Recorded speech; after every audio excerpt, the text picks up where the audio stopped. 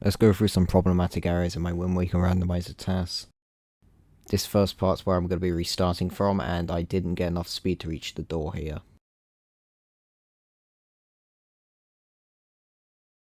On this part, I went to the left instead of the right on this second tree here, as you can see, and I did this because I was originally going to go with another route, but I decided to choose the one where I went along the grassy area, which was faster. And I'm sure there's a faster way to do this skip here, but I just couldn't be bothered to find it at the time of making this. I find this part really embarrassing, but I released the super swim before reaching Windfall Island, and I lose a shit ton of my speed. I have no idea why I decided to do that, and it definitely lost a lot of time, because I probably could have reached Star Island from where I was. This part is okay, but it's definitely not optimal. Forsaken Fortress is an absolute train wreck.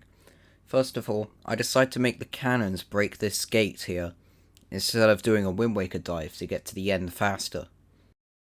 Second, the rolling isn't very optimal, and the way I hit these pegs with the hammer is very slow.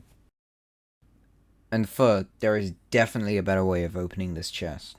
One good thing about Forsaken Fortress is that I got Rat to blow up the barrels of a bomb, allowing me to get past without slowdown. On this part, I definitely could have had a little more speed to get into the house faster. And in the house, the side hop was pretty unnecessary. Earth Temple was very optimal, but there are a couple things I got wrong with it that I need to point out. I changed direction on the second side hop here, which can be avoided. It's very difficult to see this part here with the current camera angle, and I probably made a few mistakes.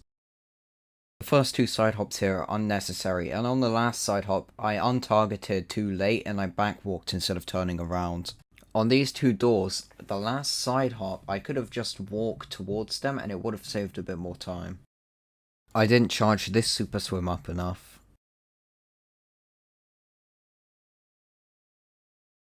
Let's pause right here. In this room, you can see that there's a platform right there that I could have reached, but instead I go to this one, and I ended up losing a lot of time, because I went to this platform instead of the other one. Lastly, this section where I climbed the cliff isn't the best, and I could have definitely done better. I'm pretty sad that I have to restart from basically the beginning, but this is the price I have to pay for not optimizing very well. And yeah, there are some other minor mistakes that I made, but I couldn't be bothered to mention them in the video.